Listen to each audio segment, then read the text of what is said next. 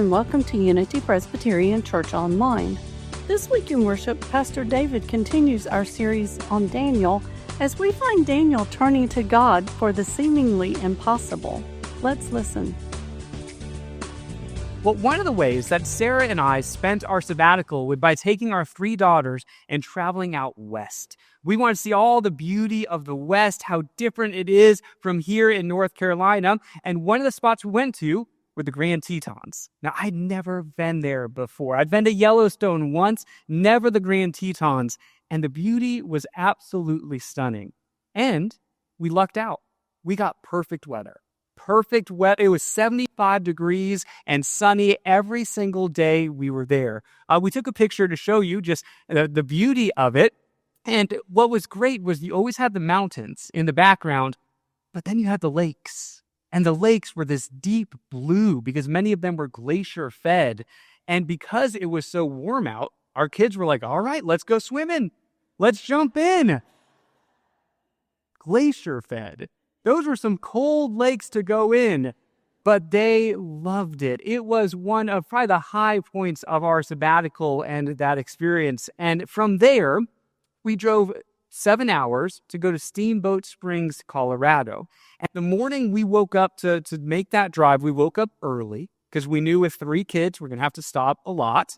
So we woke up early. It's still dark outside and we start driving. And the first thing you have to do is drive up a mountain pass. And you get a pretty high elevation.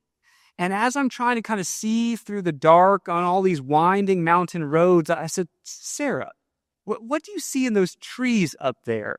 Because to me, it looks like snow. And sure enough, as we drove higher, all of a sudden, it started to snow.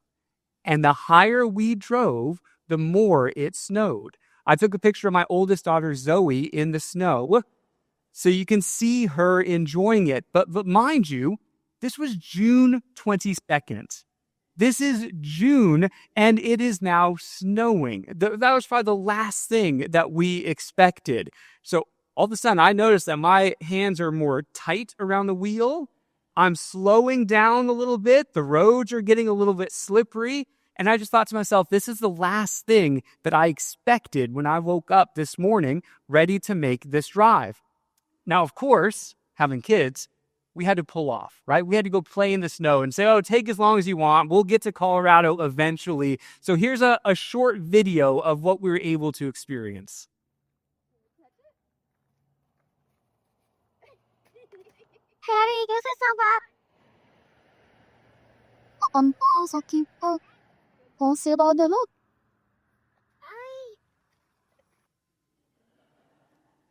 You can tell we were not prepared. There were no snowsuits. It was cold. But a day before was 75 degrees and sunny, and then the next day, inches of snow in the middle of summer. The situation changed quickly. And that can happen in life sometimes, can't it?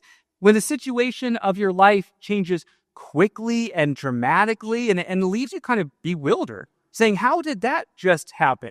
It was just sunny. How is it snowing? Or I had a plan. How did things go so differently from how I thought they were going to go?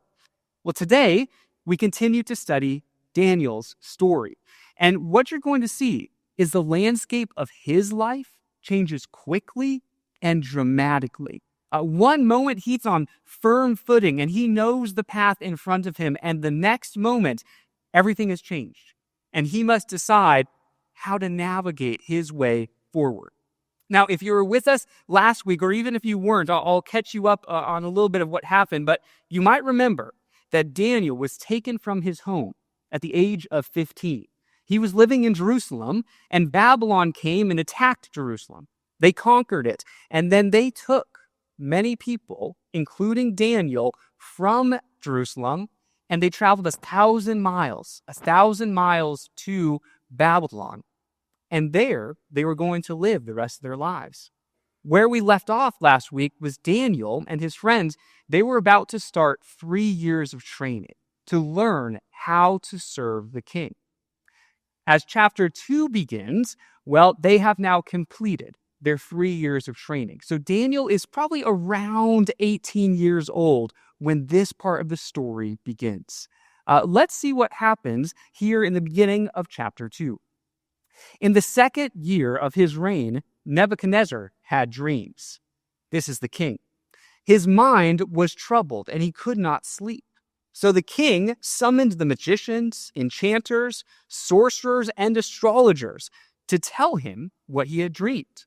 When they came in and stood before the king, he said to them, "I have had a dream that troubles me, and I want to know what it means." So the king, King Nebuchadnezzar, had a nightmare, and he is disturbed by his dream so much that he can sleep no longer. When's the last time you had a sleepless night? It doesn't feel good, does it? You toss and you turn and you know, oh, I'm going to be exhausted the next morning. And especially if that sleepless night happened because of a nightmare, those can be some really bad nights. But the king has ample resources at his disposal. So he wants to figure out, why did I have that dream? What did that nightmare really mean? So Nebuchadnezzar calls 4 types of people to help him find out: magicians, enchanters, sorcerers, and astrologers. These groups were summoned by the king because in the ancient world of Babylon, they represented wisdom. Now, we have 4 classes of people, and each of these classes had a different way that they would seek to attain or discover kind of the secret wisdom of the world. You had magicians, who they sought through rituals and secret texts to understand what was happening in the world. You had enchanters, who sought wisdom through the interpretation of dreams. You had sorcerers, who through spells and the magic arts sought wisdom. And then you had astrologers, who was through the study of the stars that they would try to answer life's question. So in the ancient world of Babylon, if you wanted to know something that was not readily accessible to you, well, you would seek through the secret arts or through magic or through the gazing up at the stars your answers. And these wise men, they were confident in their abilities. Here's what the next verse says. Then the astrologers answered the king, "May the king live forever. Tell your servants the dream, and we will interpret it." So the astrologers, they're speaking up first, and they're telling the king, hey, this is no big deal. This is no big deal. You don't have to worry about this. Just tell us the dream, tell us what it is, and then we will interpret it for you. Now, the astrologers, they have a pretty easy job if you think about it. The king can tell them, well, this is my dream, and then they can go look at the stars, and then they can make up any interpretation they want, right? And there's no way the king is going to know if it's accurate or not. They're kind of in control. They have a bit of the power here, which is why I suspect the king made their job a little harder. Here's the next verse. The king replied to the astrologers, "This is what I have firmly decided. If you do not tell me what my dream was and interpret it, I will have you cut into pieces and your houses turned into piles of rubble. But if you tell me the dream and explain it, you will receive from me gifts and rewards and great honor. So tell me the dream and interpret it for me." Sorry, astrologers, the king is on to you. Oh my goodness. Nebuchadnezzar is not going to tell them what the dream was. He wants them, if they have access to this secret wisdom that they claim, to tell him what his dream was and then also interpret it for him. The king is not messing around here. You notice the threats. The threats of, okay, if you don't do this, I'm going to cut you into pieces. And if that's not enough, I'm going to turn your houses into rubble. Seems like overkill to me, but I'm not the king, so I don't know. But if they can truly do what they claim they can do, then this should be no problem, right? Well, here's their response. The astrologers answered the king, "There is no one on earth who can do what the king asks. No king, however great and mighty, has ever asked such a thing of a magician or enchanter or astrologer. What the king asks is too difficult. No one can reveal it to the king except the gods, and they do not live among humans. So this is impossible," they say. The king is being unreasonable. And so they kick and they stomp and they throw a bit of a fit because they believe that no one on earth can do what they're being asked to do. And they're right. They're right, aren't they? They actually latch on to some good wisdom, somewhat accidentally, towards the end of this verse when they say no one can reveal the dream to the king except the gods. They believe that mysteries like this one can only be revealed by the divine. Now, they don't have it quite right because they're mentioning multiple gods, right? Not just the one true God, but at least they're kind of heading in the right direction. There are some things that are beyond human comprehension that can only be revealed by God. That's one of the main points that you're going to see repeated a couple of times in our scripture today. That there are some questions in life that are simply too deep for the human mind. And that sort of wisdom, it cannot be discovered. It can only be revealed. That's why when you have an important decision to make and you're not exactly sure which way to go or what to choose or how to solve whatever problem is in front of you, the most important thing you can do in that moment is pray to God. It's to ask for God's wisdom to be revealed to you.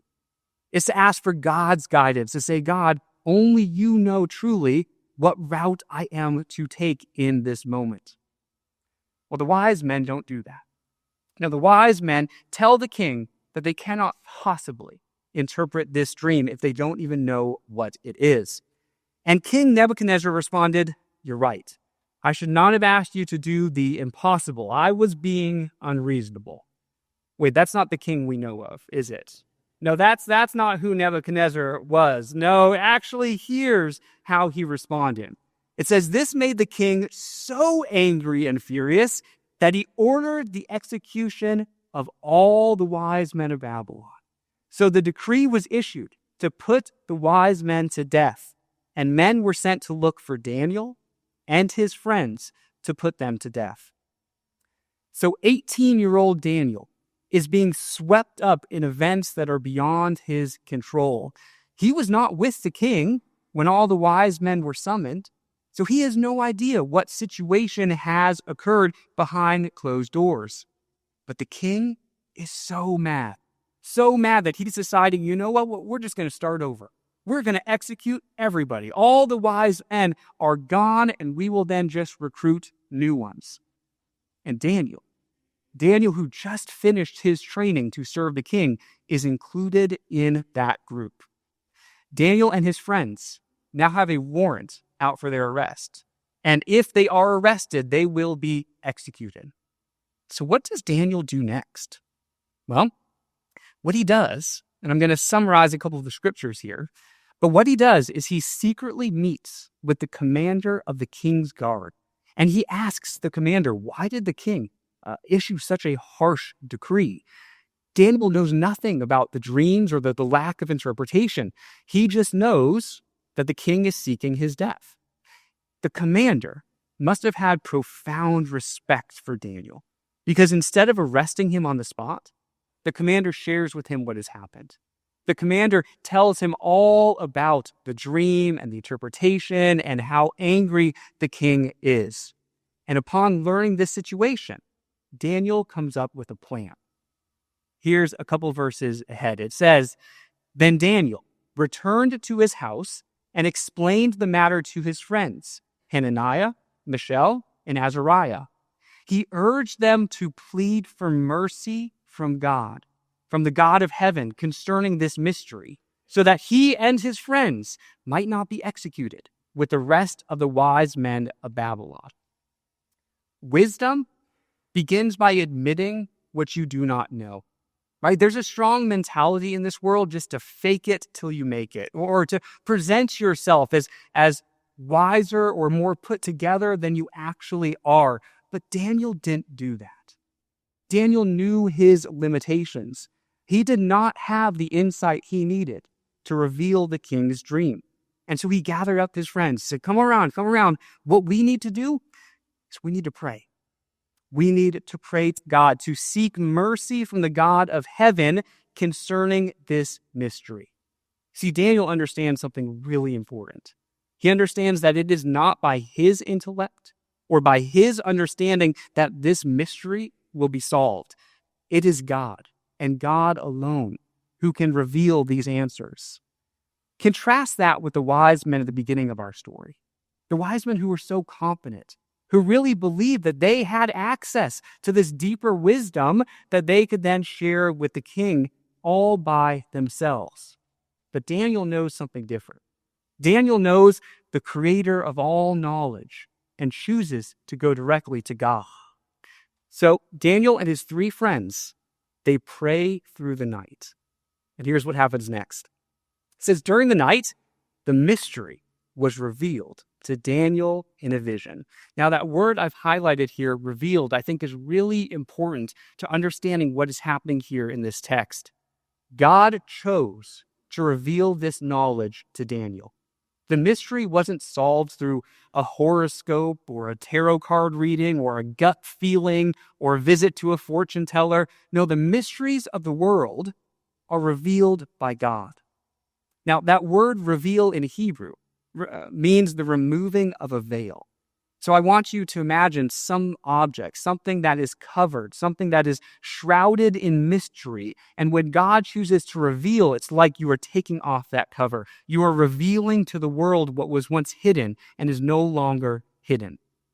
Nebuchadnezzar's dream has been revealed to Daniel. Now, if I were in Daniel's shoes, I would run straight to the king in that moment. Even though it's the middle of the night, I would run straight to the king and say, stay the execution. Send the guards back home. Guess what? I know what your dream was. Right? I'd be thinking about myself, my life being on the line. But Daniel didn't do that. You know what the first thing Daniel did when this vision was revealed to him? He goes to God. He continues to pray to God, and he goes to God specifically in thanksgiving. Now, we're going to read this last passage here. It's a little longer. It's 4 verses.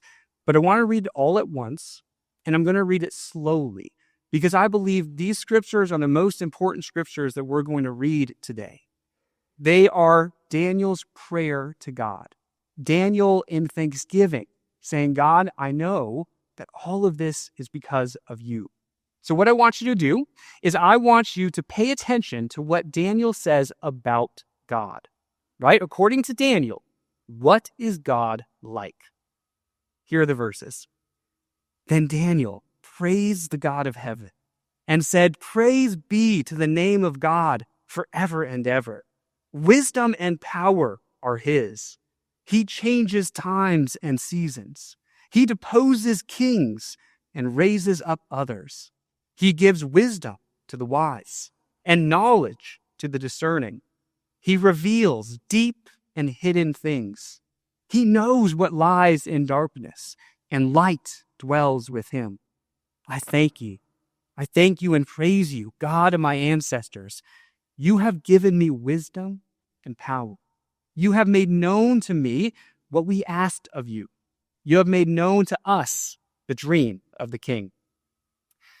I would like you to reread that a couple of times this week.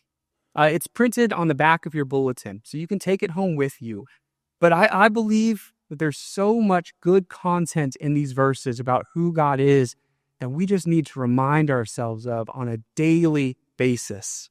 So what does Daniel learn here? He learns where wisdom truly comes from. It comes from God, right? God alone knows the hidden and deep things of the world. God alone possesses all knowledge and all power. And here's the incredible part. God is willing to share that wisdom with the faithful, right? To people like Daniel, who humbly submit themselves to God and authentically ask for wisdom. God is able to give this gift. So I ask you again, do you have a big decision in front of you? Do you have something that you don't know what to do with and you're not quite sure which route to take? Talk to the one who has all the answers, right? And I'm not talking about how we normally do it with a quick prayer where we go, God, I'm really busy, but I have this thing on my heart, and so I'm asking you what I should do. And then you wait for 5 seconds, you don't hear an answer, And you go, okay, I'll just figure it out on my own. And then off you go. Daniel prayed for the better part of a night. It takes as long as it takes when you are going to God and saying, God, I need some wisdom. I need some discernment. It might take an hour. It might take a day. Sometimes it takes a lot longer than that. But commit to the time it takes to being with God. At the age of 18, Daniel understood something that many of us are still trying to learn, that all wisdom and all knowledge are God's. In a scary situation of his life, Daniel knew exactly what to do. He gathered his friends and he prayed to God. Now, if you finish this story, if you go home and read the rest of chapter 2 of Daniel, what you'll find out is that it worked. It worked. Nebuchadnezzar believed Daniel, and he spared the lives of all the wise men of the kingdom because Daniel chose to act in faithfulness and in courage. We too can act in faithfulness and in courage when we face the challenges of our lives. And those challenges come. Sometimes every week it seems like a new challenge is there in front of us, and that's okay because we worship a God who can handle any challenge that comes our way if we are willing to seek the wisdom of God in those moments, to spend as long as we need to in prayer, saying, God, I can't do this alone, but with you, I know that we can. Amen. If you would like more information about Unity Presbyterian Church, please visit our website at www.unitypres.org or visit us on Facebook. This is the Unity Presbyterian Church podcast. Have a great week.